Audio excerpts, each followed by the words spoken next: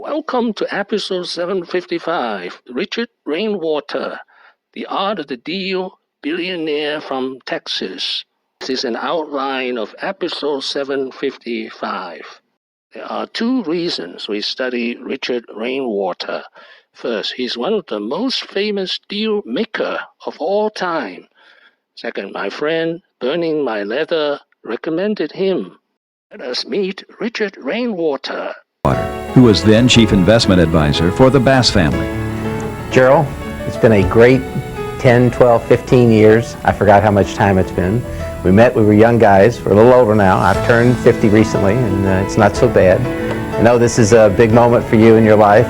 It's great that Diane's planned this for you, and all of us are excited about the opportunity to wish you a happy birthday and basically go back in time and maybe relive a few moments. I believe that the best is yet to come. Richard Rainwater was born to Lebanese parents in Fort Worth, Texas in 1944. His father ran a grocery store. In 1966, he earned a bachelor's degree in mathematics from the University of Texas at Austin. 2 years later, he earned an MBA from Stanford University. He was 24 years old.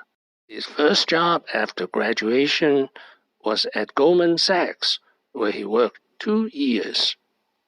Then at age 26, he left to manage money for his classmate at Stanford University, Sid Bass. The Bass brothers inherited millions from their parents. A bad start.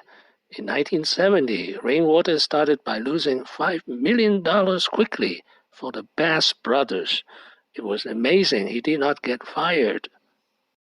Then things turned around. Rainwater eventually transformed the Bass family fortune from $50 million to $5 billion.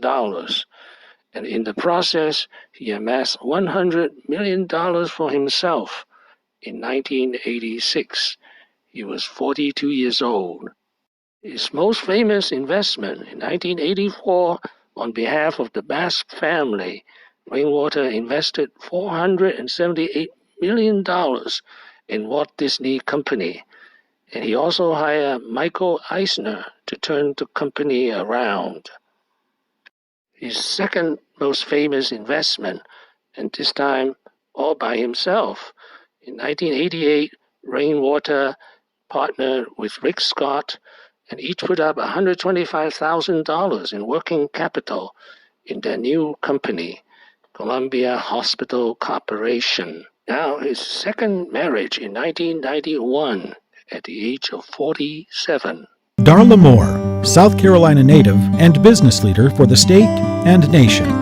Her outspoken, quick-witted nature allowed her to break away from conventional practices. I had a lot of disadvantages, and the disadvantages were being female, being Southern, not having the pedigree.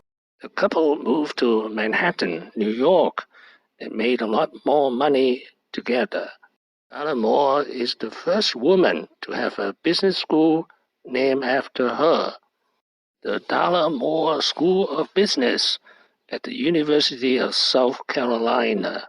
Sadly, he died of cancer at the age of 71. The passing of an investing icon, Richard Rainwater, has died after a long battle with a rare neurological disease. He, of course, was a legendary dealmaker and later became a mentor to new generations of investors. People like David Bronderman grew up under him, Eddy Lampert, of course, Barry Sternlicht. He worked with Clint Eastwood and has really been a mentor to so many on Wall Street and a legend. Richard Rainwater has died now at 71 years old. The secret of his success. The things he says is that you have to look at scenarios A through Z, and most people only will look at the middle. They'll look at the most probable outcomes, and he says you got to focus on, as he says, friggin' Z. Z is the one where it's the big returns. Richard would say A leads to C, and that could compromise F, but if we do L, the deal will work. And he was always right. Thank you for watching. Please subscribe and leave your questions and comments below.